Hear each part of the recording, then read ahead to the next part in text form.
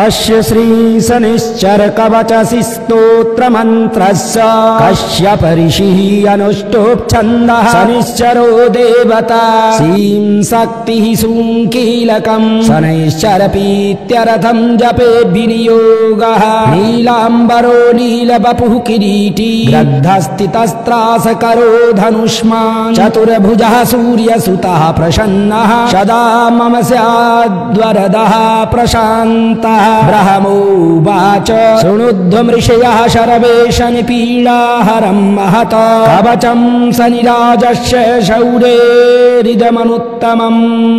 कवचं देवतावासं वज्रपञ्जरसंज्ञकम् शनिश्चर प्रीतिकरं सर्वसौभाग्यदायकम्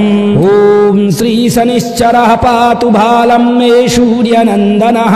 नेत्रे छायात्मजः पातु करणौ यमानुजः नाशां वैवस्वतः पातु मुखं मे भास्करः सदा कृष्णग्धकण्ठश्च मे कण्ठं भुजौ पातु महाभुजः स्कन्धौ पातु शनिश्चैव करौ पातु शुभप्रदः वक्षः पातु यमभ्राता उच्छिं पात्वसितस्तथा नाभिं ग्रहपतिः पातु मन्दः पातु कटिं तथा ऊरू ममान्तका पातु यमो जानुयुगं तथा पादौ मन्दगतिः पातु सर्वाङ्गं पातु पिप्पलः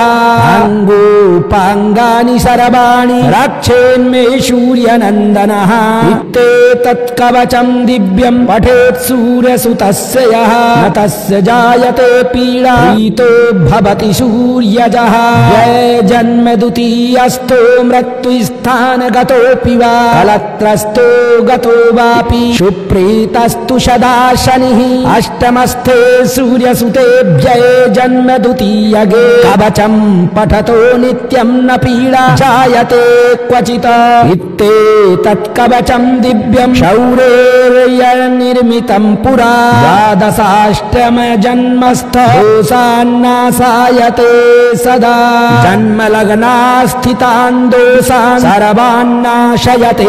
प्रभुः इति श्री ब्रह्माण्ड पुराणे ब्रह्मनारद संवादे शनैश्चर कवचं सम्पूर्णम् ॐ शं शनिश्चराय नमः ॐ शं शनिश्चराय नमः ॐ शं शनिश्चराय नमः ॐ शं शनिश्चराय नमः।